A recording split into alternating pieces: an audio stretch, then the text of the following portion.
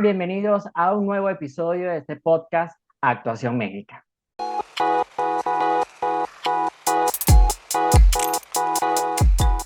En esta oportunidad estoy en compañía del doctor Nico Urrea desde Venezuela, un compañero con quien tuve la oportunidad de estudiar el pregrado y hoy quiero que sea él mismo el que se presente. No voy a decir qué está haciendo, que sea el mismo que se presente. Bienvenido a este podcast Actuación Médica. Bueno, nada, ¿cómo estás, Raúl? Sí, tal como lo dijiste, yo soy el doctor Nico Urrea, soy médico cirujano, egresado de la Universidad Francisco de Miranda, nuestra casa de estudio, en Coro, Estado Falcón, Venezuela. Actualmente soy residente de segundo año del posgrado de psiquiatría de la Universidad Central de Venezuela en el Hospital Militar de Caracas, doctor Carlos Arbel. Mira, qué dicha de que Y bueno, puedas estar formándote allá en ese hospital súper bueno y además que la Universidad Central de Venezuela egresa excelentes profesionales. Hoy vamos a hablar de un tema bastante particular, porque yo que tengo la oportunidad de estar en urgencias, se llegan a presentar de forma repetitiva urgencias psiquiátricas, al menos aquí en las clínicas y en las instituciones donde estoy. Pero vamos a desarrollar un tema que es la agitación psicomotriz. Pues ilustrarnos con toda esta información. bueno, sí, sí, en todos los hospitales siempre va a haber un sinfín de emergencias psiquiátricas. eh, que bueno, la agitación psicomotriz como tal no es que sea una atención en la cual el psiquiatra sea el único el cual tiene que actuar, porque va a depender de cuál es la etiología de esta agitación. Porque bueno, hay que partir que el concepto clave de la agitación psicomotriz es una hiperactivación o una intranquilidad psicomotora intensa, la cual no está dirigida a un estímulo o no está dirigida a un fin determinado. Entonces, bueno, es como que partir de esta diferencia de lo que es un paciente agitado, de lo que es un paciente violento. Y para poder clasificar esta agitación psicomotriz, primero hay que determinar cuál es la etiología, porque no todo paciente que llega a una emergencia o que está en una sala de emergencia o en una sala de hospitalización que se agita es por una patología propiamente psiquiátrica. Porque bueno, cuando hablamos de agitación psicomotriz y las diferenciamos, hay que realizar como esta diferenciación clara de dos grandes grupos. Primero, las agitaciones que son psicogénicas o que son secundarias a una patología psiquiátrica o las agitaciones psicomotrices de tipo orgánicas, que son aquellas que son secundarias por una patología médica subyacente. Si, Ok. si Doctor, hablamos qué pena principalmente, que te interrumpa, pero yo sé que eso suele confundirse mucho con respecto a cuáles son esas causas orgánicas que puede presentar el paciente y que nosotros desde el desconocimiento como médico general o como estudiantes de medicina no logramos entender qué patología orgánica nos puede o qué situación orgánica nos puede llevar a esa situación psicomotriz y que nosotros no vamos corriendo buscando el diazepam para actuar. bueno, no creas que no van corriendo a agarrar el diazepam, pero sí van directo a agarrar, a amarrar al paciente como si Sí. fuese, como si fuese, no sé, un, no voy a decir la palabra mejor, pero es un poquito cruel el abordaje que le dan en las emergencias cuando no se tiene el conocimiento adecuado. Entonces, bueno, primero se parten de las psicogénicas, que son aquellas que, bueno, pueden estar presentes en trastornos psicóticos, bien sea trastornos psicóticos agudos y transitorios, esquizofrenia, fases maníacas de los del trastorno bipolar, trastorno esquizoafectivo, entre otras. Y también está el grupo de las orgánicas, que para fines prácticos es mucho mejor clasificarlas por sectores sí, como por partes, como es el caso de las tóxicas, las metabólicas y las neurológicas. Entonces, cuando hablamos de las tóxicas, son aquellos tipos de agitación que pueden llegar posterior al consumo de sustancias, bien sea que es muy infrecuente, pero por lo menos puede ser el consumo de cannabis, porque bueno, sabemos que el cannabis es una sustancia más Ok. inductora que activadora, eh, sustancias tipo LSD, metanfetaminas, MDMA, las abstinencias, los trastornos inducidos por el consumo de alcohol o lo que antes se conocía como el delirium tremens, que bueno, es el síndrome de abstinencia por el alcohol. En las metabólicas hay un gran grupo, porque bueno, están los trastornos hidroelectrolíticos, trastornos ácido-base, patologías metabólicas de tipo síndromes hiperosmolares, hiperglucemias, hipoglucemias. En el caso de también las alteraciones hematológicas, como las anemias severas, pueden generar agitación psicomotriz. El caso de las neurológicas, pacientes quienes cursan con eh,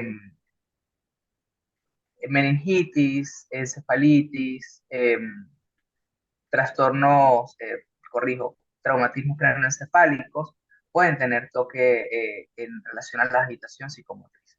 Y bueno, partiendo de esto también están por lo menos los, los pacientes, los adultos mayores que se encuentran en sala de hospitalizaciones que pueden presentar lo que antes se conocía como un síndrome confusional agudo, pero que ahorita ya la actual clasificación internacional de las enfermedades lo tienen en la portada de delirium, bien sea delirio una enfermedad clasificada en otra parte o delirium a una enfermedad no clasificada cuando se deja este diagnóstico presuntivo de este paciente que llega a la emergencia y no se maneja bien, ¿no? Qué es lo que está sucediendo con él? Y por eso es importante también que el paciente llega y realizar todos los paraclínicos pertinentes, no Ok, solamente llamar a psiquiatría, sino descartar para descartar. poder realizar un diagnóstico adecuado. Ok, entonces descartamos todas esas causas orgánicas, pero ¿cuál sería el aspecto a identificar en ese paciente con agitación psicomotriz? Porque esto puede ser lo que se puede llegar a presentar de forma domiciliaria, es decir, el paciente en casa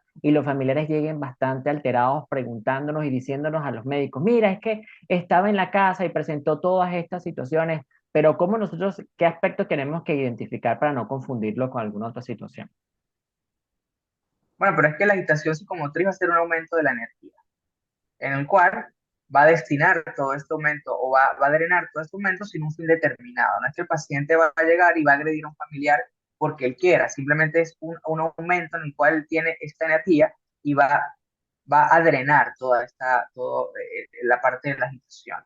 Entonces, en el caso de los pacientes con agitaciones orgánicas, bueno, son pacientes que pueden estar descompensados en casa y este es el signo que ellos van a manifestar. Y en los pacientes que están hospitalizados pueden ser, como te había dicho, pacientes adultos mayores que tienen tiempo hospitalizados y presentan esta agitación que se puede definir como un delirio. Mira, entonces, partiendo ya de todo lo que hemos dicho, ¿cuáles serían los fármacos más utilizados para el manejo de esta situación patológica? Lo que pasa es que antes de hablar de fármacos, Ok, es importante primero centrarse en el esquema del abordaje del paciente. bueno, Porque pues el paciente es una persona, ¿ok? El paciente no es un individuo en el cual vamos a rebosar de una molécula sin antes poder saber cómo podemos actuar. Porque ok. entonces en la emergencia, con un paciente con agitación psicomotriz, un paciente con agitación psicomotriz se puede destrozar una emergencia si no se sabe abordar. Entonces, principalmente es muy importante la contención y las fases. Primero, evaluar cómo es el área y también ver cuáles son las posibles situaciones de riesgo a la que el paciente, el entorno o el personal médico se puede ver afectado. Por ejemplo, materos, eh, sillas, bisturí, jeringas. Entonces, hay que visualizar el espacio y luego proceder a realizar lo que llamamos contención verbal, ver si de una u otra manera se puede negociar con este paciente que esté presentando esta agitación. Ya luego es cuando viene la contención farmacológica, pero esta contención farmacológica hay que ver si el paciente colabora o no colabora. Si el paciente no colabora por ningún medio, es cuando se procede a buscar un equipo especializado o un equipo en el cual pueda brindar lo que se llama una contención mecánica. Y la contención mecánica se tiene que realizar con 5 personas, es lo recomendado, una persona para cada extremidad y una persona que se encuentre sosteniendo la cabeza. Y poder realizar esta contención respetando las zonas articulares y dejando un espacio libre para no generar fricción y no lastimar a este paciente. Porque la contención mecánica, aunque se vea como una como un procedimiento cruel, va destinada a proteger a este paciente y a proteger el entorno.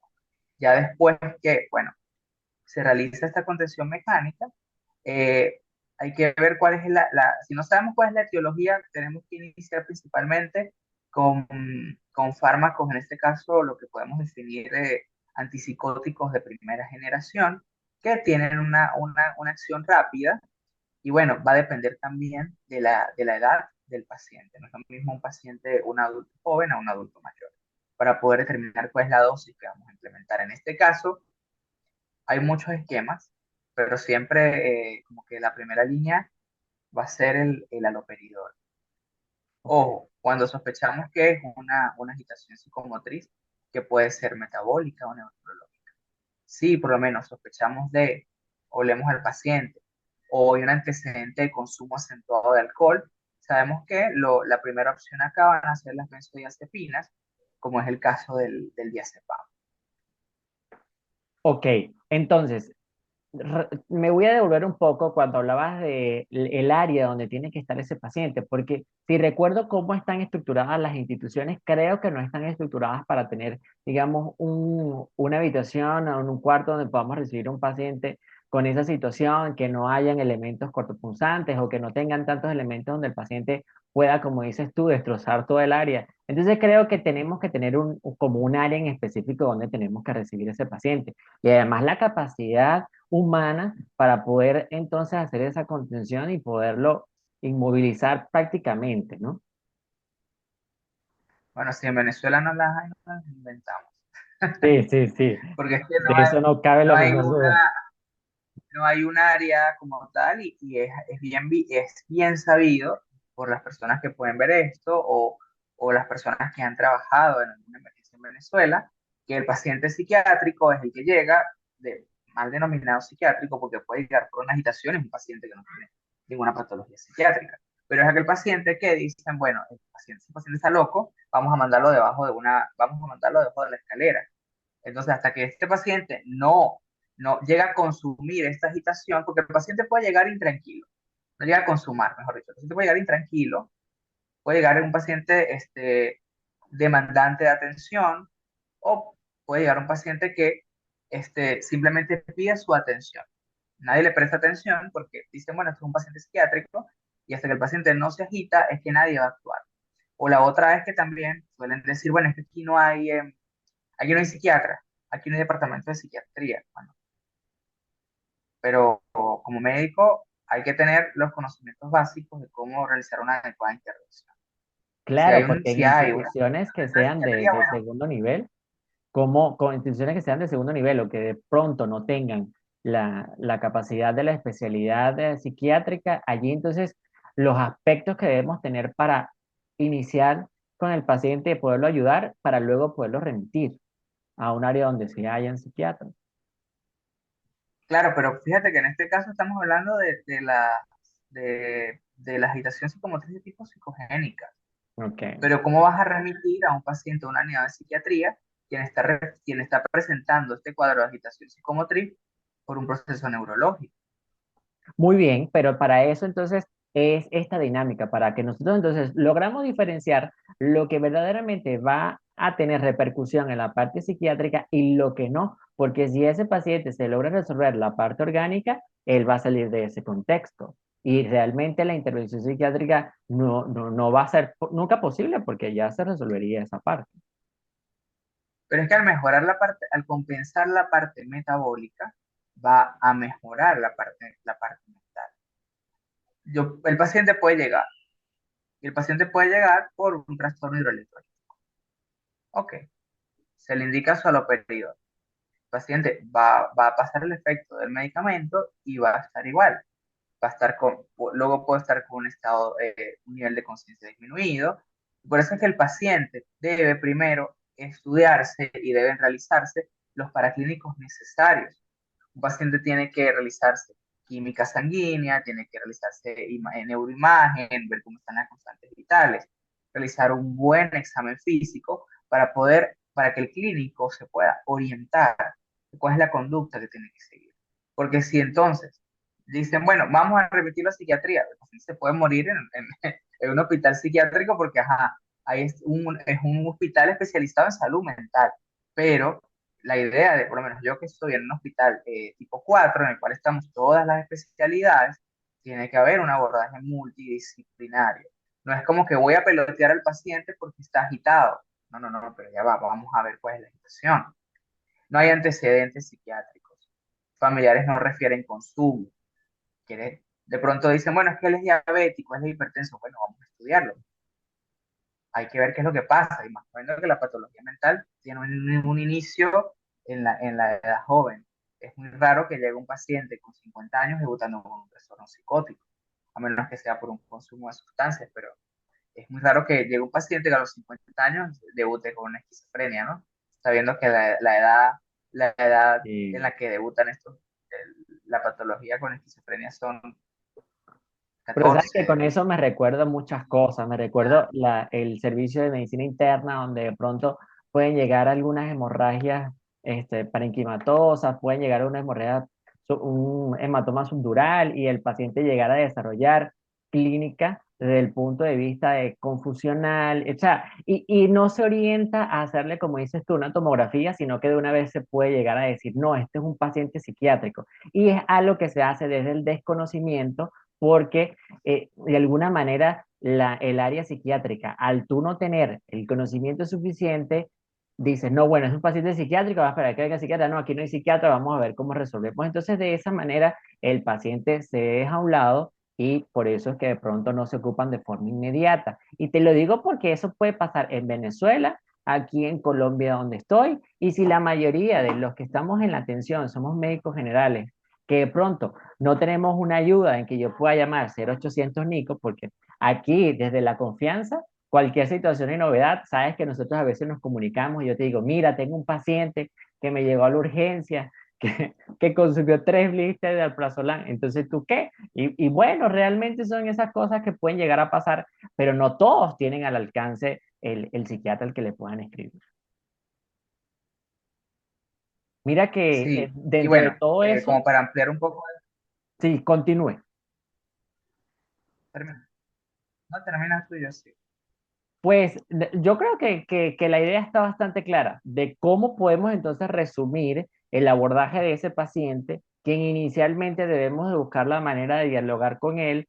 Si no, eso no nos funciona, entonces vamos a ayudar con el equipo humano en poderlo tratar de inmovilizar, determinar la causa orgánica si la hay, sino entonces orientarlo hacia la parte psiquiátrica y ahí entonces caemos en los antipsicóticos o si es algo aludido a la abstinencia de dependencia de alguna sustancia, entonces vamos a utilizar la benzodiazepina. Así más o menos es el conteo de las ideas que hemos desarrollado, ¿no?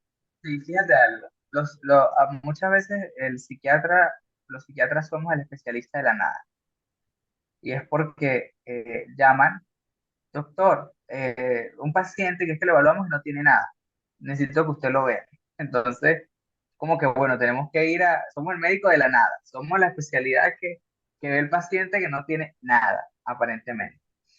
Y como para darle más forma a esto de los grandes grupos farmacológicos, bueno, aquí en Venezuela, porque contamos con antipsicóticos de primera generación, no contamos con antipsicóticos de segunda generación intramusculares, no los hay. En otros países, por lo menos tengo entendido que en Colombia sí se cuenta con olanzapina intramuscular, que es el famoso Ciprexa, sí se cuenta con ciprasidona, que es el Geodón, sí se cuenta con estos fármacos. De hecho, hay unas pautas españolas que recomiendan el uso de aripiprazol, que se puede definir como un antipsicótico de tercera generación, un neuromodulador en el uso de la agitación psicomotriz. Pero bueno, aquí en Venezuela nos adaptamos a lo que tenemos y trabajamos con aloperidol, que es lo primero, no que tenemos, porque en los hospitales no tenemos a la mano, lo que podemos pedirle al familiar para que lo traiga. También se puede usar clorpromacina, que es un antipsicótico de primera generación, levomepromacina, en el caso de intramusculares. Si es un paciente que está hospitalizado y no se cuenta con el medicamento intramuscular, los familiares no tienen recursos. Se pueden indicar antipsicóticos de segunda generación vía oral, como la risperidona o lanzapina, también se puede usar vía oral. No la tenemos intramuscular, pero sí la tenemos vía oral.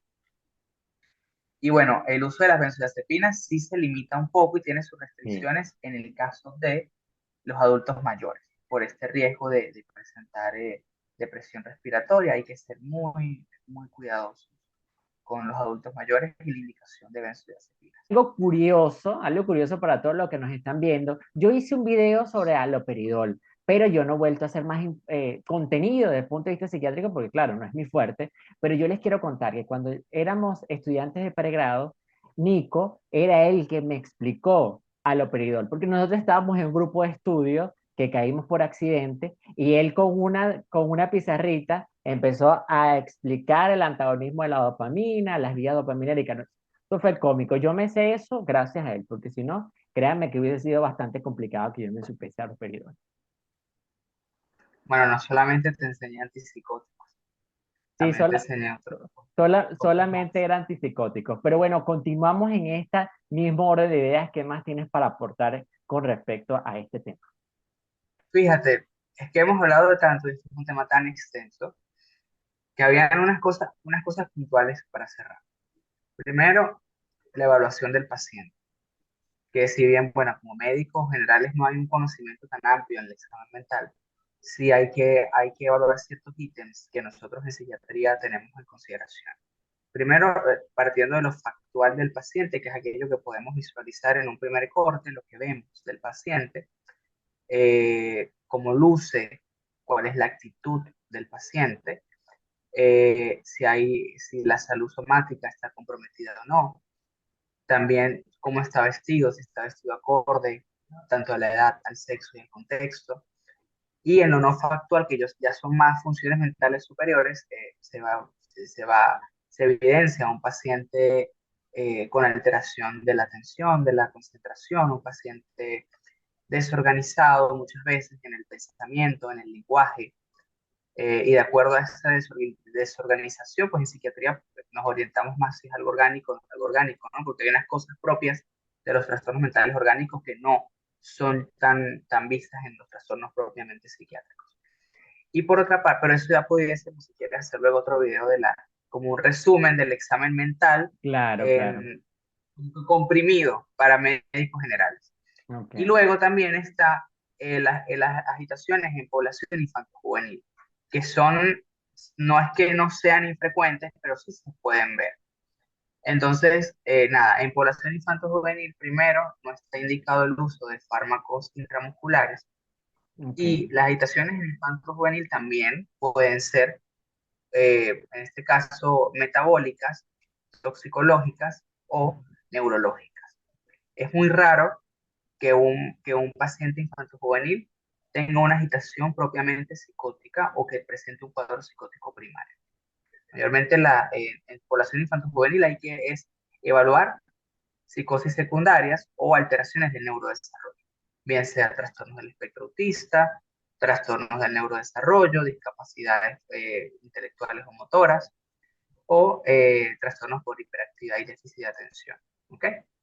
Entonces, bueno, quería cerrar con eso, ya luego eh, pudiésemos hablar más a profundidad, ya sabes, infanto juvenil no se usa medicamentos intramusculares, de hecho la FDA el único fármaco que autoriza para, en estos casos, la población infanto juvenil es la risperidona, y por eso es que dentro de la forma farmacéutica de la risperidona hay una presentación en gotas que puede ser usada tanto en población infanto-juvenil como en adultos mayores que tienen dificultad para tragar, para deglutir, o simplemente por esta misma incomodidad que hay unos que rechazan el tratamiento, bueno, se usa en otros.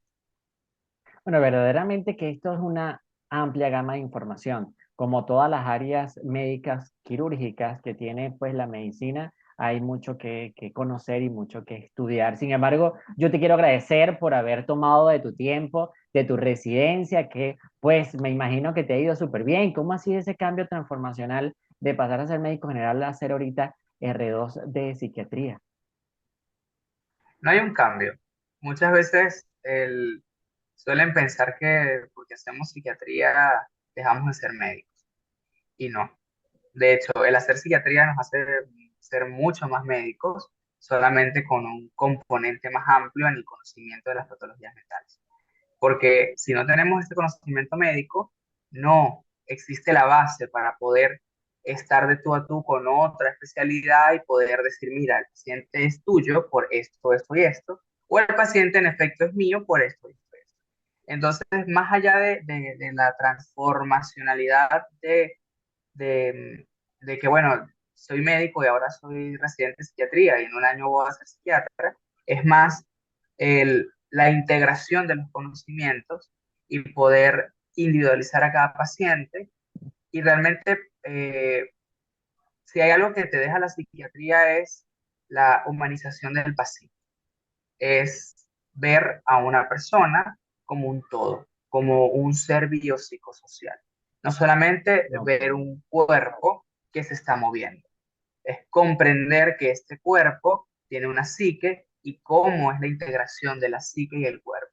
Y más en el posgrado en el que yo estoy, que es un posgrado bastante integrativo, que no es solamente de un enfoque biologicista, sino también, bueno, vemos mucho psicoanálisis, vemos mucha psicoterapia, entonces es un conocimiento mucho más amplio del paciente, Pero mira del que quiera que ser me parece psiquiatra. muy interesante todo porque para los que te conocemos desde antes, cuando hablaba de la parte del pregrado, tú siempre la tenías clara. Tú siempre sabías que ibas enfocado hacia la psiquiatría. Y eso me parece muy importante porque el elegir de alguna manera a lo que te quieres dedicar a lo largo de los años en cuanto a tu especialidad como médico general, eso es súper difícil. Mira que dentro de estos años de ejercicio yo apenas es que me he podido decidir integrando a cada una de las áreas para poder decir, bueno, me gusta esto, pero tú desde antes la tenías súper clara. ¿Qué consejo le puedes dar a esos estudiantes que están en los últimos años de su pregrado como para que ya tengan un adelanto de decisión o al menos los médicos generales recién ingresados?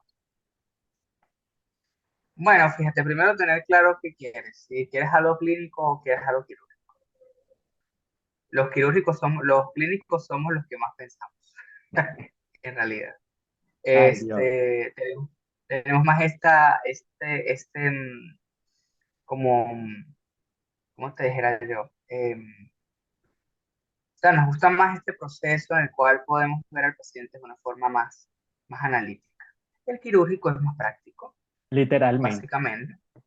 En líneas sí. generales, siempre dicen, bueno, es que el quirúrgico resuelve, es que el quirúrgico cura, entonces eso siempre genera ruido, porque pues, el cirujano. Eso es un protagonismo que no Sí, ha desarrollado la entonces gente. es como que yo siempre he dicho algo, el cirujano no te cura, el cirujano te amputa. Tú tienes una apendicitis, bueno, yo te corto el apéndice, te amputo, pero quedas vivo, ¿ok? Claro, Entonces, claro. él te cura, en efecto, pero ¿a qué costo? ¿Que es necesario? Sí lo es. Entonces, bueno, ya no va a entrar en eso para no generar ruido. Tenerla clara es Para no simplemente. generar discordia, claro. Sí, tenerla clara es simplemente saber qué es lo que te gusta y poder pensar que esto que te gusta lo vas a hacer por muchos años y que lógicamente te va a dar un beneficio lucrativo, porque no estudiamos para no tener dinero. La medicina como otra carrera, solamente que se ha romantizado un poco este rol, y más en Venezuela, de que el médico es el doctor José Gregorio Hernández y es el médico del pueblo, y no, la salud tiene un costo y los años que uno invierte en la formación también tiene un costo, ¿no? Es como esto de los honorarios. Estos son mis honorarios y a veces te dicen, bueno, pero es que en dos consultas o en una consulta me estás cobrando tanto, bueno, pero es que tú no sabes cuánto fue el tiempo que yo invertí en mi vida para poderte ayudar en una consulta a Sí. poderte resolver en algo. Hay muchos países de Eh, Latinoamérica que se evidencia ese tipo de actitudes por parte de los pacientes. Bueno, acá en Colombia, que he tenido la oportunidad de desarrollarme, no tanto, oíste, no tanto, el valor y lo que se le tiene que reconocer a cada profesional es mucho más evidente, pero me parece que en Venezuela ese tema es de bastante discusión y entra la parte donde mira, porque ustedes estudiaron esto, porque ustedes se tienen que dedicar a esto, porque ustedes no tienen que dormir ni comer, porque tienen que atender a los pacientes, pero realmente también somos humanos y también tenemos necesidades, también comemos, o sea, de alguna manera estamos y nos dedicamos a eso con un fin. pues al paciente que te dice, bueno, pero es que gracias a mí comes. Entonces tú miras Sí, la cuenta y dices, bueno, no, no como claro. gracias a ti, porque lo que me paga el sistema público realmente no me da No te va. para ni siquiera Sí. para nada, ¿no? Pero bueno, eso es así. Al que le gusta cada especialidad, bueno, es importante, cada especialidad tiene tiene como que un rol definido en la medicina. Con psiquiatría sí, sí he dicho algo y creo que lo sostengo, y es que psiquiatría no es para todo el mundo. Y psiquiatría, si no logras adaptarte al posgrado, el mismo posgrado te va a sacar. Y va más allá de que te saquen los adjuntos sino es como que si no logras adaptarte al posgrado, te vas a dar cuenta que hay un punto en el cual no vas a poder llegar, no vas a poder darlo y te sales, porque es muy denso. Y en líneas generales todo lo que involucre el cerebro es denso. Eso pasa también con neurología y psiquiatría. Es como que estas especialidades a las que los estudiantes de medicina le tienen como cierto recelo, cierto temor al estudio, porque también dicen, bueno, pero es que el neurólogo la tiene clara porque tiene el cerebro y el psiquiatra pues tiene una mente y uno dice, ¿qué es la mente? ¿La puedo tocar? No, no la puedo tocar. Pero también tenemos el cerebro y ambos son como que especialidades hermanas, solo que cada quien tiene hay puntos en los cuales se convergen, hay otros puntos bastante Mira, separados. cada área con este caso, con su complejidad, porque evidentemente deben existir para que la atención se pueda dar y que evidentemente los pacientes puedan tener respuesta. Mira, yo me siento feliz y complacido de que hayas participado en este podcast. Eres uno de los primeros, en este caso, residentes ya próximos especialistas en el nombre de Dios, que participa y forma parte de este proyecto personal, el cual he estado, bueno, pues desde hace rato con la intención de querer realizar. Muchas gracias. Si tienes redes sociales, las que nos puedas compartir para que muchos te puedan seguir y allí disfrutar del contenido. Bueno, ahí voy con las redes sociales, me cuesta un poquito mantener el ritmo, Ok. pero sí, sí, ahí voy. Por lo menos en TikTok es donde más subo videos, porque es más práctico subir videos que editar contenido. Sí, sí, totalmente. Entonces, TikTok, doctor.nicourreag, y en Instagram, igual, doctor.nicourreag. Bueno, corran todos a seguir al doctor Nico porque allí es donde van a poder aprender mucha más información con la parte, con respecto al área psiquiátrica. Muchas gracias, doctor, por su tiempo, su dedicación y por esa inteligencia que cada día está allí para poder atender a todos sus pacientes. Muchas gracias, estamos en contacto. Gracias a ti. Chaito.